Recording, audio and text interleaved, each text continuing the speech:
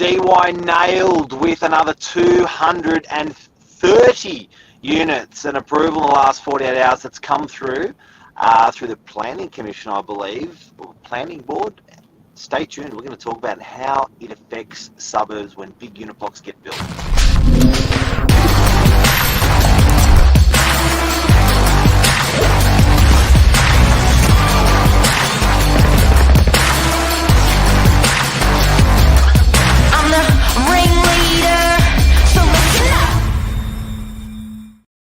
Good morning. 230 units. Wow. Here's what fascinates me, though. I've got a bit of Terminator, Billy. Wow.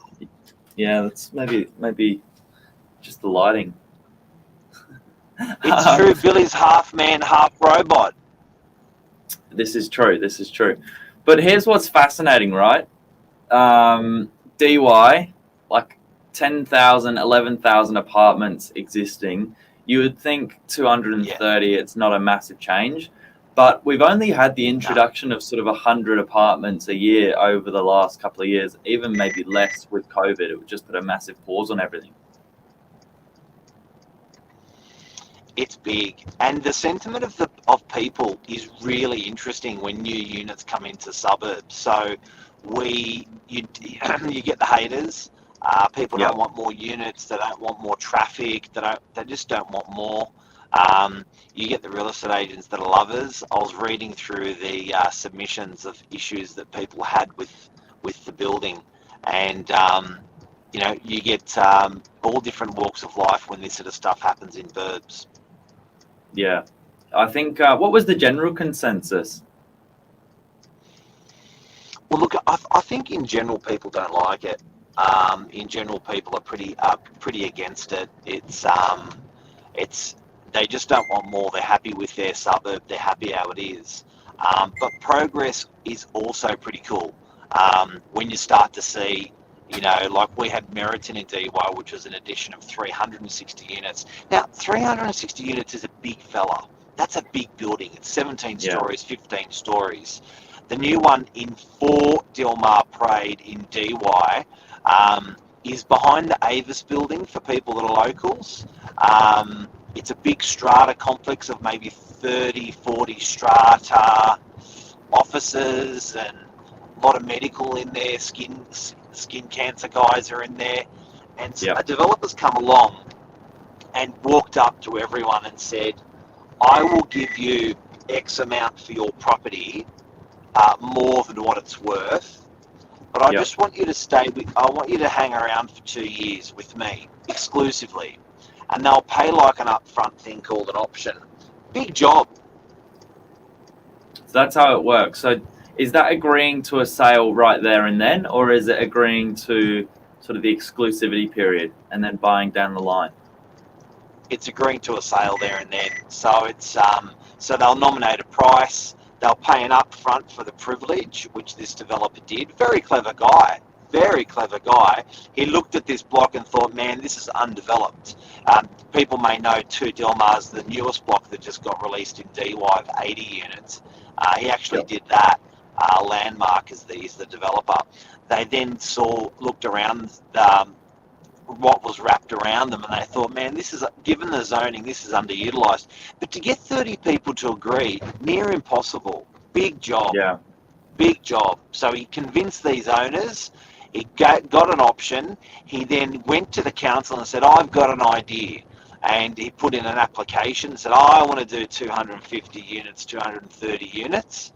And council effectively said no.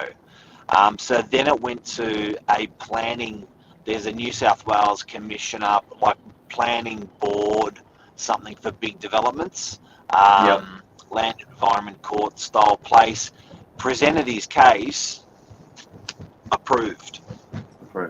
And so what's the difference there? Is it a different set of eyes looking at it, or is there other factors? Look, it's a great question. Probably one I can't answer hand on my heart in totality. But I think it sort of takes a new level of evidence.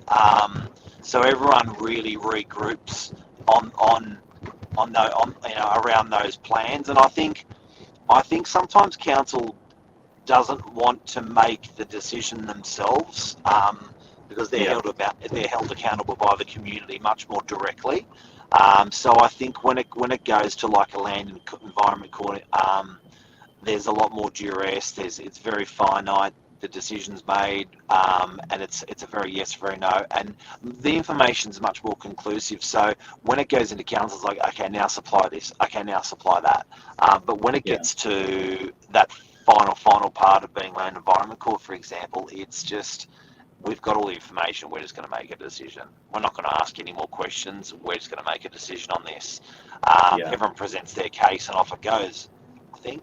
All right, well, but pretty cool for DY. Let's dig deep in what DY's new 230 unit block's going to look like.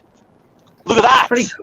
Pretty snazzy. I know these artist impressions are sometimes bang on, and sometimes are a little bit off, but this is what it's going to look like from the facade. This would be on Delmar Parade, so this is almost looking at our office. Beautiful part of town. So if you turn into Delmar, the first building on your right, that's what it's going to look like. But it's one of a couple of different podiums and a couple of different buildings under the one build.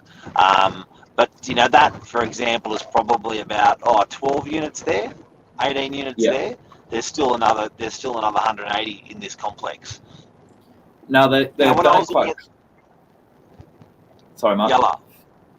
When I was looking at it, it was 6,000 meters squared of excavation. That was how much they're going to dig out. 6,000. Huge.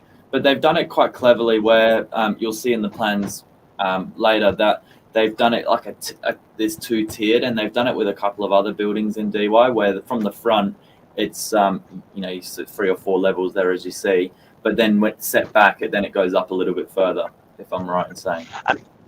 And this isn't done by chance. The council insists on this with the original zoning. And council doesn't like too much drama when buildings go in. So when they stage a building, they often tier a building. And so from the street, it looks like everyone else, but at the back, it gets thicker and thicker and higher, which is what this does. Yeah. Okay. So let's dive into it from the ground up. On this side, you've got Delmar Parade, so the quieter of the street, and then Pittwater Road. Now there is an existing building here. That's the one that just got built to Delmar, right on the corner of Delmar and Pittwater Road in DY. So that just got built, same builder, same developer. So that's an existing building, 80 apartments for size reference, 80 apartments sitting there. This is also an existing building. Avis Car Rentals. So that's your single-story brick building. So the rent for the locals. Yeah, that's a really good reference point. That's the rentals that you see all the white cars parked out the front of. Yep. Which is cool. Then you kind of get into the crux of it, which is this red area. The red area, yeah. And so it's going to wrap right around that podium at the bottom is about 6 or 7 stories. That podium on the top is about 3 or 4 stories. That's the one we just looked at from the street, where you can see the red trees. Yep. So broken into a couple of different bits. Parking. 270 car spaces. That's great. We need more of those. We do. A lot of greenery by the looks of things. Yeah, let's rip through it quicker. Go, go, go, go, go. There you go. There's their floor plans. There's their existing building on the left. That's what it looks like from the height.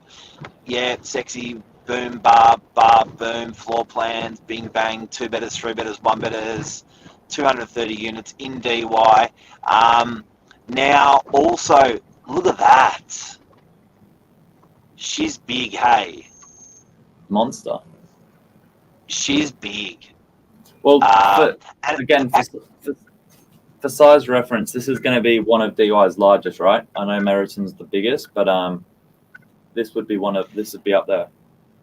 This is number 2 for DY. This is DY's second largest building ever built, and she's a big boy. Typical floor plans, pretty sexy little floor plans.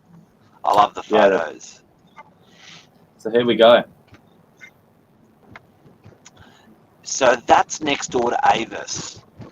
If you go up a little bit, sorry, Billy, we just go back where you're coming from. That highest podium is right next door to Avis. So next one up. Yeah, so that 7 stories is the Pittwater Road representation. So that's what you're going to see now when you're driving into Pittwater Road. The first building on your right next to the reserve is going to look like that, which is it's pretty dramatic for DY. It's big height, but council genuinely does want a gateway, loves gateway developing. So when you drive into our suburb of DY, that you feel like they're gates welcoming you in. So this will be a new gateway site for DY. It'll take over our building. Which, true. So that's previously like your original gateway, with 5 Maramba Road on the other side, petrol station. A couple more photos. It looks good. I'm excited. There's your site there. Again, for locals that know it. There's a couple of sites within that. It's the blue one. It's also the that one there as well. There's a couple around it, and then there's the existing building. Now, just guys and girls, before we go, I just want to show you if you click on the documents section, Billy, in just above there. I just want to show everyone the amount of, make no mistake, when these developers get stuff approved, there is an enormous amount of due diligence they have to do. Can you zoom up a little bit on that? I don't know if it's possible, but can you read out a list of these documents, Billy, of what has to be supplied? Yeah, it's just never ending.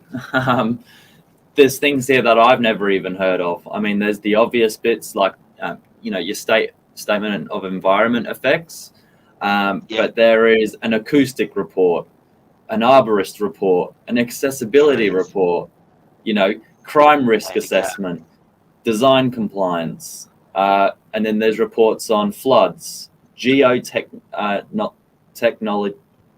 don't even want to say that.